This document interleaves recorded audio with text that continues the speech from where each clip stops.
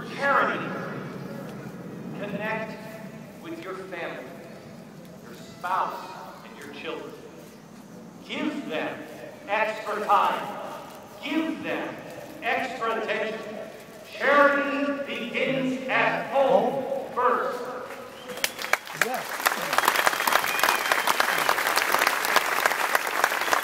The challenge today is to make a choice. Does America go forward and the American experience expands, or does the experiment fail with us? Make the choice. And then, if you answer as I do, look to the top of the Washington Memorial. The Washington Monument, praise be to God. My favorite line in the Declaration of Independence is, with firm reliance on divine providence, we mutually pledge to each other our lives, our fortunes, and our sacred honor. Let that phrase be our guide. As they put on the top of the monument, as Thomas Jefferson said, if you really want to share the truth, embed it into architecture. The truth is on the walls here. The truth is on the top of the monument. But it's also in our founding documents. What is the answer? Do you think they were just using the wrong size font when they said, "Be the people"? Do you think somebody was like, "Hey, you gotta size that down to the page"? That was code. They knew we would forget. And at the end of the Declaration of Independence, it is our guide out with firm reliance on divine providence. Step one, with firm reliance on divine providence. How? How can you possibly have firm reliance if you don't know what you believe? If you're just doing it because your family has done it.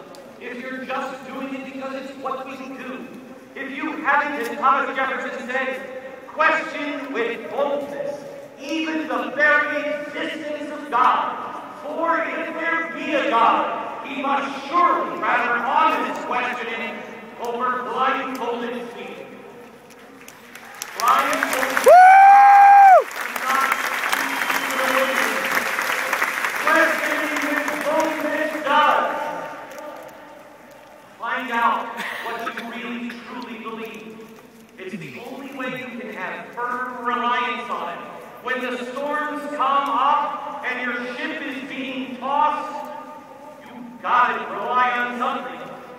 Do you want it to be an invisible magic sky god that you think is there? Or do you want to have firm reliance? We will be fine. I choose to know so I can depend with firm reliance on God's protection.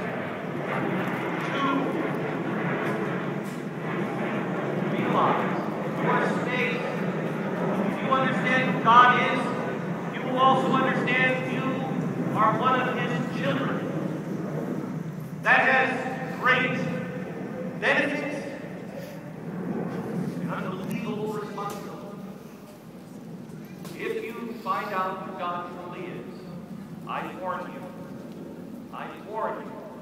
if you know who he is, it will be the biggest blessing in your life, but it will also be the biggest curse in your life, because on some things you will then no longer have a choice, because you know what is true, you know who you serve, and you must stand there because you have no other choice.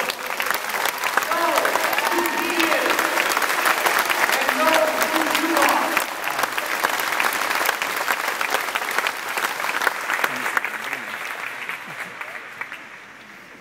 The next part of the phrase is, we mutually pledge to each other our lives.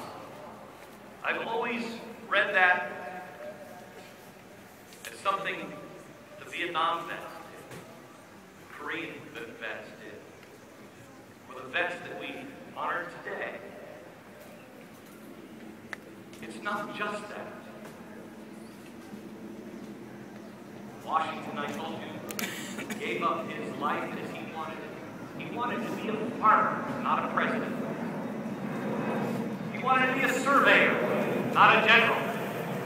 He gave up the life he wanted.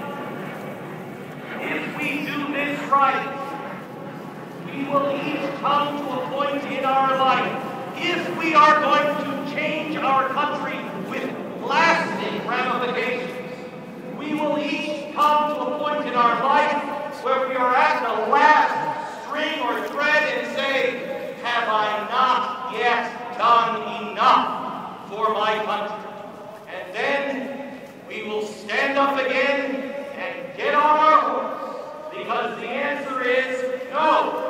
God is not done with you yet, and he is not done with man's freedom.